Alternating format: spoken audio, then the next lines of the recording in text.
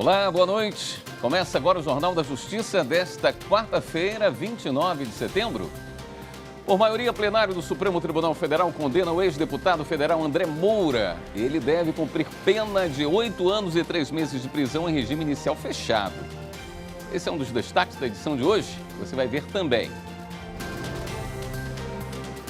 Procuradoria-Geral da República abre apuração preliminar para investigar suposta ameaça de ministro da Defesa às eleições de 2022. Ministério Público Federal investiga presídio no Acre que fornecia água potável a presos apenas 2 vezes por dia durante 15 minutos. STF derruba a norma que reduziu o número de cargos comissionados destinados a servidores efetivos do Ministério Público na Paraíba.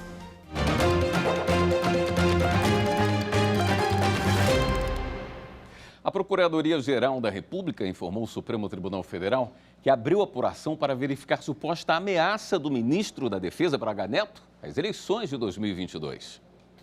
A manifestação do Procurador-Geral da República, Augusto Aras, foi em resposta a uma notícia-crime apresentada ao Supremo Tribunal Federal por um advogado contra o ministro da Defesa, Braga Neto.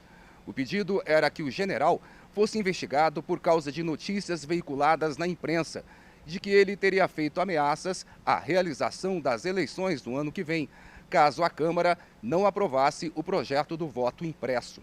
Augusto Aras recomendou o arquivamento da notícia-crime apresentada pelo advogado, porque já está em andamento na PGR uma apuração preliminar sobre os fatos relatados envolvendo Braga Neto. Ainda segundo Aras, se surgirem indícios razoáveis de possível infração político-administrativa cometida pelo ministro da Defesa, vão ser adotadas providências necessárias. O Ministério Público Federal no Acre instaurou um inquérito civil para cobrar soluções para o fornecimento de água potável aos presos das unidades prisionais do Estado. O relatório do Mecanismo Nacional de Prevenção e Combate à Tortura, acompanhado pelo Ministério Público Federal em 2020, indica que os detentos custodiados na unidade prisional Francisco de Oliveira Conde, no Acre, têm acesso à água apenas 2 vezes por dia durante 15 minutos. Para o MPF, restringir desta maneira o fornecimento de água agride a dignidade humana, bem como as regras mínimas para tratamento de presos e outros regramentos nacionais e internacionais ao qual o Brasil deve se submeter. O problema da precariedade do fornecimento de água potável foi citado pelos apenados como um dos motivos para a rebelião que ocorreu em abril do ano passado e que resultou em agressão de 50 presos por causa da atuação do Grupo Penitenciário de Operações Especiais. Este fato também está sendo apurado pelo Ministério Público Federal do Estado do Acre. O Supremo Tribunal Federal liberou o julgamento de uma ação da Confederação Nacional das Indústrias contra dispositivo da Consolidação das Leis do Trabalho, que exige autorização do governo para acordos de prorrogação de jornada em atividades insalubres. A decisão foi em plenário virtual. Por maioria, os ministros alteraram uma decisão individual da relatora do caso, a ministra Rosa Weber, questionada pela CNI, Confederação Nacional da Indústria. A ministra havia considerado inadequada e inviável a ação de descumprimento de preceito fundamental apresentada pela CNI para questionar o dispositivo da CLT. Segundo a ministra Rosa Weber, não havia controvérsia judicial relevante e atual sobre o tema. No julgamento, prevaleceu o entendimento do ministro Luiz Roberto Barroso de que, segundo a lei que criou o instrumento da arguição de descumprimento de preceito fundamental, é possível entrar com esse tipo de ação quando houver norma capaz de ameaçar ou violar direito fundamental. Na ação, a CNI questiona trecho da CLT que exige licença prévia do governo para que as empresas e sindicatos fechem acordo de prorrogação de jornada de trabalhadores em atividades consideradas insalubres. Segundo a Confederação, é comum a celebração de acordos coletivos para prorrogar jornada de trabalho como forma de compensar os sábados não trabalhados. Além disso, essa exigência está em desuso há 15 anos. Com a decisão dos ministros no plenário virtual, a ação da CNI agora segue para julgamento na Corte. Também em julgamento no plenário virtual, o Supremo invalidou norma que reduziu os cargos em comissão para servidores de carreira do Ministério Público da Paraíba. Quem tem os detalhes é a repórter Viviane Novaes.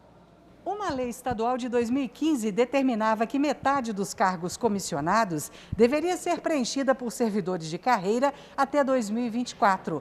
Mas uma nova norma publicada no ano seguinte excluiu alguns cargos de assessor de procurador e de promotor de justiça. Com isso, o número de vagas para os concursados caiu de 198 para apenas 60. Segundo o relator da ação, ministro Ricardo Lewandowski, a norma criou um sério desequilíbrio entre os cargos comissionados, reservados aos servidores efetivos, e os que não têm vínculo com a administração pública, e vai contra os princípios da moralidade e impessoalidade previstos na Constituição Federal. Todos os ministros seguiram o voto do relator e invalidaram a norma. No Pará, a Justiça Federal confirmou a condenação de um empresário dono de locadora de veículos em Belém por crimes contra a ordem tributária.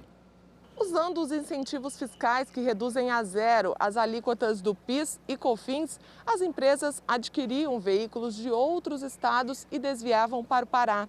Como não pagavam os tributos devidos e utilizavam artifícios fraudulentos, como a abertura de empresas de fachada, ele e os outros envolvidos vendiam os automóveis a preços menores. O homem teria sonegado mais de 8 milhões em tributos. E no próximo bloco, STJ e Justiça do Rio de Janeiro celebram um acordo para melhorar a gestão de precedentes com o emprego da inteligência artificial. Voltamos já.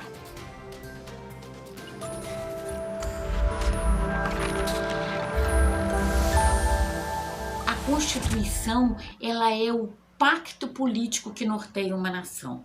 Nela estão contidos os fatores reais de poder, que são as forças políticas que estão naquele arranjo. Essa é uma formulação de um autor chamado Ferdinando de La Salle, e isso demonstra para a gente a necessidade de que a gente defenda e garanta aquilo que está escrito na Constituição, não só como lei maior, mas como resultado do nosso arranjo político institucional.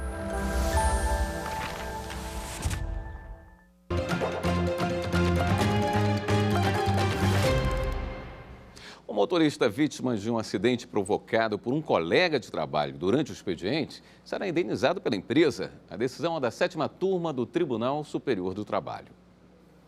O motorista se lesionou durante o carregamento de um caminhão com caixas de luminárias. Ele contou que o colega deixou uma empilhadeira estacionada ao lado do caminhão e que, por isso, tropeçou, caiu sobre os equipamentos e lesionou um ombro e um braço. O acidente deixou o trabalhador incapacitado para a função de motorista. O Tribunal Regional do Trabalho da 2ª Região, em São Paulo, entendeu que não ficou demonstrada a responsabilidade da empresa pelo acidente e reverteu a decisão de 1º grau que havia deferido o pagamento de indenização por danos moral, estético e material ao empregado, no valor de R$30 mil. O caso chegou ao TST e o relator do recurso do motorista na 7ª turma, ministro Cláudio Brandão, apontou não haver dúvidas de que o acidente ocorreu nas dependências da empresa e no desenvolvimento regular da atividade dos empregados. O ministro citou os artigos 932 e 933 do Código Civil, que estabelecem que o empregador é responsável pelos atos lesivos praticados por seus empregados no exercício da função. Perante o direito do trabalho, a responsabilidade do empregador pela reparação do dano, no sentido mais abrangente, derivante de acidente de trabalho ou doença profissional, é regido pela regra do artigo 7º, inciso 18 da Constituição Brasileira, e por esse motivo não afasta também a aplicação dos artigos do Código Civil que disciplinam outras formas de responsabilidade, notadamente o artigo 932, inciso 3º, e artigo 933, segundo os quais o empregador é responsável pelos atos lesivos praticados por seus empregados no exercício de suas atividades ou em razão dela, ainda que não tenha concorrido com culpa para a ocorrência do evento danoso. Por unanimidade, os ministros da 7ª turma reconheceram a responsabilidade da empresa e concederam ao empregado a indenização por dano moral e material. O relatório Justiça em Números 2021, divulgado nesta semana pelo CNJ, destaca que a Justiça do Trabalho realizou o maior número de conciliações em processos. De acordo com o relatório do CNJ, a Justiça do Trabalho foi o segmento do Poder Judiciário que mais promoveu conciliações em 2020. Dados revelam que 23% dos casos foram solucionados por meio de acordo. E considerando apenas a fase de conhecimento, o índice aumenta para 45%. O Tribunal Regional do Trabalho da 2ª Região apresentou o maior número de conciliações nessa fase, 51%. A Justiça do Trabalho também foi destaque com maior índice de virtualização dos processos, com 100% dos casos novos eletrônicos no TST e 99,9% nos tribunais regionais do trabalho. Resultado atribuído em razão da criação do selo 100% PJE. Desenvolvido pela Corregedoria Geral da Justiça do Trabalho, o selo é um meio de incentivar os tribunais a migrarem processos físicos para o sistema eletrônico. Ainda de acordo com o relatório Justiça em Números, a maior redução do valor das despesas por habitante ocorreu na Justiça do Trabalho, de R$ 102,07 em 2019 para R$ 94,49 em 2020. O relatório ainda reforça que 2020 foi um ano atípico em razão da pandemia de Covid-19, com a adoção do trabalho remoto e a suspensão dos prazos processuais por quase 60 dias. Mas a adoção de novas medidas de acesso à justiça, como o juízo 100% digital e o balcão virtual, foram fundamentais para garantir a transparência e eficiência do Poder Judiciário com redução de despesas. O Conselho Nacional de Justiça publicou resolução instituindo a Política Nacional de Incentivo à Participação Institucional Feminina no Poder Judiciário. De acordo com o texto, os tribunais de todo o país vão ter que criar um banco de dados para cadastramento de mulheres jurídicas com experiência nas diferentes áreas do direito. Além de divulgar esse banco de dados, os tribunais vão ter que viabilizar a participação das juristas em eventos e ações institucionais e também promover campanhas para fomentar o reconhecimento das mulheres no âmbito do Poder Judiciário. O Superior Tribunal de Justiça e o Tribunal de Justiça do Rio de Janeiro assinaram um termo de cooperação técnica que estabelece parceria na área de inovação e inteligência artificial. A cerimônia de assinatura do termo de cooperação técnica foi realizada no gabinete da presidência do STJ e contou com a participação de diversos ministros da Corte e desembargadores do TJ do Rio. A parceria na área de inovação e inteligência artificial pretende aprimorar os fluxos de ações judiciais para promover políticas de modernização, aperfeiçoamento e acesso à justiça. Estamos trabalhando de mãos dadas. Tribunal de Justiça do Rio de Janeiro, Superior Tribunal de Justiça, em busca de uma justiça rápida, eficiente, produtiva, de qualidade e viável. Inovação, inteligência artificial. Nós estamos vivendo na era do conhecimento, da acessibilidade de todos à justiça, o cidadão em primeiro lugar. O presidente do Tribunal de Justiça do Rio de Janeiro ressaltou que a parceria vai promover agilidade e uma sintonia jurisprudencial entre os dois tribunais. Esse acordo de cooperação técnica trará uma inovação tecnológica muito grande na área de inteligência artificial, que possibilitará uma agilidade muito maior no julgamento dos processos, na análise dos recursos que o tribunal faz da admissibilidade para o STJ. A presidente da Associação dos Magistrados Brasileiros, que também participou da cerimônia, destacou os resultados que esse tipo de parceria pode trazer para a sociedade. A gente tem muito orgulho que o Tribunal de Justiça do Rio de Janeiro, que é pelo 12º ano eleito o tribunal mais produtivo do país, vanguardista em várias agendas de tecnologia, esteja hoje se unindo ao STJ, construindo uma cultura de precedentes, uma cultura de jurisprudência, chegando perto do cidadão. O Tribunal de Justiça do Rio Grande do Sul está concluindo a implantação do sistema de processo eletrônico no Judiciário Gaúcho.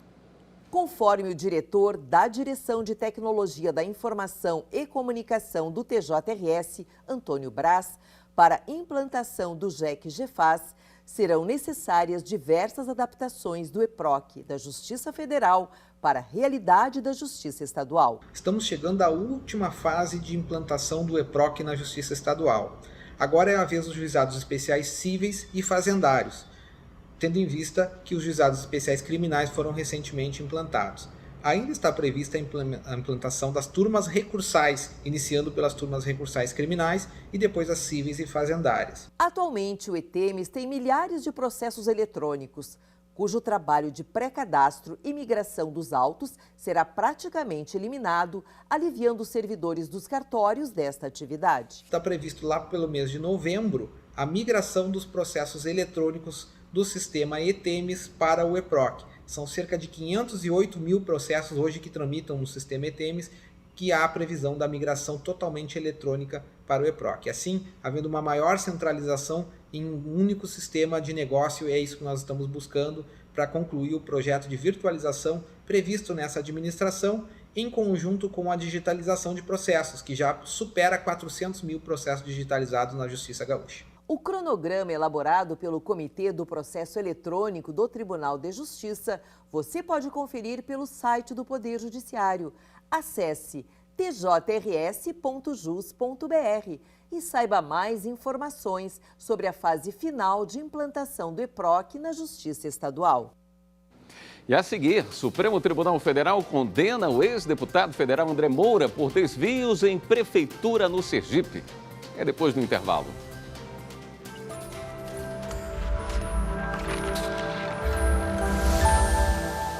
A Constituição é um instrumento jurídico-político que instituiu o Estado Democrático de Direito. Garantir sua plena aplicação é o caminho para um Brasil justo e solidário.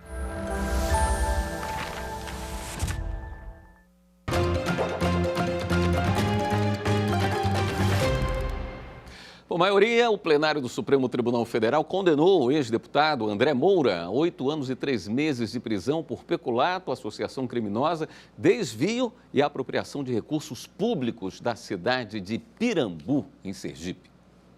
O ex-parlamentar responde por crimes contra a administração pública, supostamente praticados entre janeiro de 2005 e junho de 2007, durante o mandato de prefeito de seu sucessor, Juarez Batista dos Santos, na cidade de Pirambu, em Sergipe. De acordo com o Ministério Público, mesmo fora do cargo de prefeito, André Moura permaneceu no comando da administração municipal. Entre as acusações estão a apropriação de gêneros alimentícios comprados no comércio local, a utilização de linhas telefônicas e o uso de veículos e servidores do município que trabalhavam como motorista para o então ex-prefeito. O relator, ministro Gilmar Mendes, absolveu o réu. Segundo o ministro, as provas colhidas foram insuficientes para a comprovação de culpa. Ele destacou que os depoimentos das testemunhas não confirmam as acusações do Ministério Público. Ressalta-se que os únicos elementos desfavoráveis ao réu que constam dos autos são as declarações e documentos apresentados pelo ex-prefeito Juarez, bem como depoimentos colhidos no inquérito que não foram posteriormente confirmados em juízo. Nesse sentido, é importante destacar que Juarez estava sendo investigado pelas irregularidades narradas nos autos, sendo inclusive denunciado. Ademais, as testemunhas ressaltaram que ele foi responsável pela autorização das compras realizadas durante sua gestão, possuindo o efetivo poder de mando e controle sobre grande parte das irregularidades noticiadas. O revisor das ações, ministro Ricardo Lewandowski, acompanhou o relator. Eu concluo que as provas foram praticamente todas colhidas na fase do inquérito e não foram confirmadas na fase do contraditório. O ministro Nunes Marques divergiu em parte do relator e votou pela condenação nas ações em que os objetos dos crimes seriam linhas telefônicas e gêneros alimentícios e associação criminosa. Para o ministro, os elementos do caso demonstram de forma suficiente a participação de André Moura nos eventos delituosos. Adilton da Cunha Lustosa confirma seu depoimento prestado ao Ministério Público no sentido de que entregou dinheiro nas mãos de motoristas de André Moura, só não confirmando que foi um saco de dinheiro, mas asseverando que foi um envelope. A divergência foi acompanhada pelo ministro Edson Fachin, que também votou pela condenação do ex-parlamentar na ação que trata do uso de veículos e servidores que atuavam como motoristas. O entendimento de Fachin Também foi seguido pelos ministros Luiz Roberto Barroso e Luiz Fux e pelas ministras Rosa Weber e Carmen Lúcia.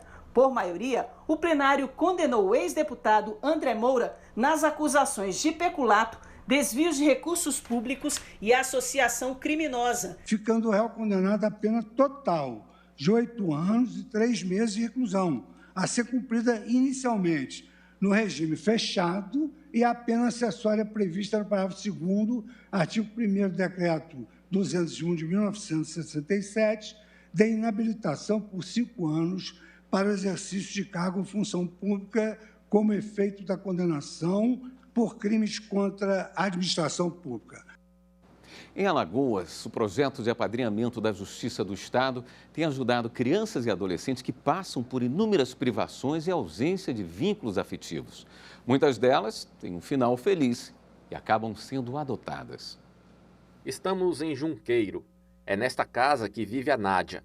Professora de português há 31 anos, ela sempre fez questão de se dedicar apenas ao trabalho e aos estudos, até que um dia ela despertou para a maternidade. Chega uma hora na nossa vida que você quer formar sua família, né?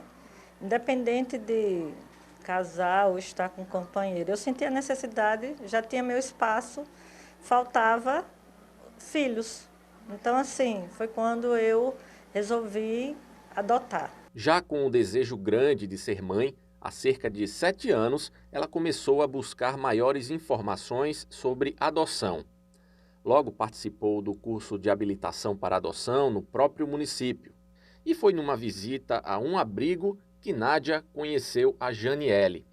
Foi amor à primeira vista. Teve início, então, o apadrinhamento afetivo. Eu olhei para a Janiele e ela me fez lembrar minha sobrinha. Eu disse, é ela. Aí não tive dúvida. Aí comecei a apadrinhá-la. Após um ano de apadrinhamento, Nádia adquiriu a guarda provisória da Janiele. Essa guarda faz parte do processo de adoção e dura uns 3 meses. Mas a vontade da Nádia é que esse processo já fosse concluído hoje. Fui criando laços com ela porque ela começou a vir na minha casa, a fazer parte da minha vida, da minha família. Minha família também se apaixonou por ela. Nós sofremos as demoras da adoção. E assim, se eu pudesse, ela já estaria aqui definitivamente como minha filha. A Janiele é bem tímida. Apesar de ela falar pouco, deu para perceber o quanto ela está feliz com a nova vida. Eu tenho um quarto só meu e eu estou feliz aqui.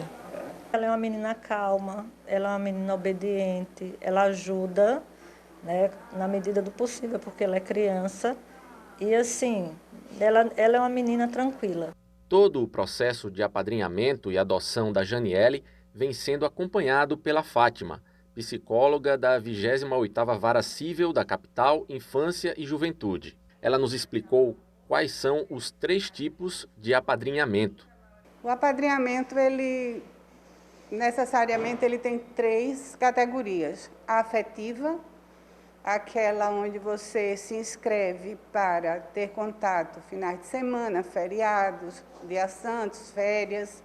Tem o financeiro, né? Aquele onde você ou sua empresa, financiar um curso. E tem aquele de serviço, onde você, como psicólogo, dentista, professor, cabeleireiro e diversas outras atividades, pode prestar seu serviço tanto aos afilhados ou ao próprio abrigo.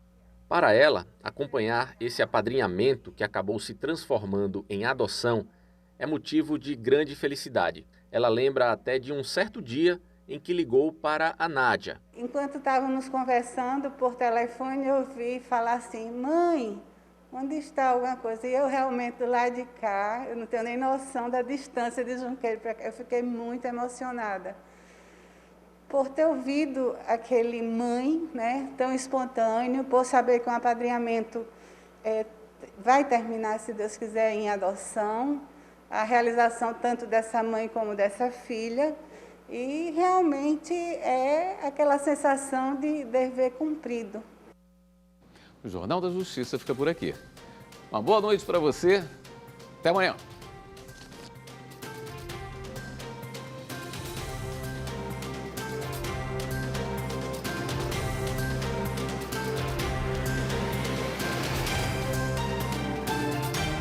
Tchau.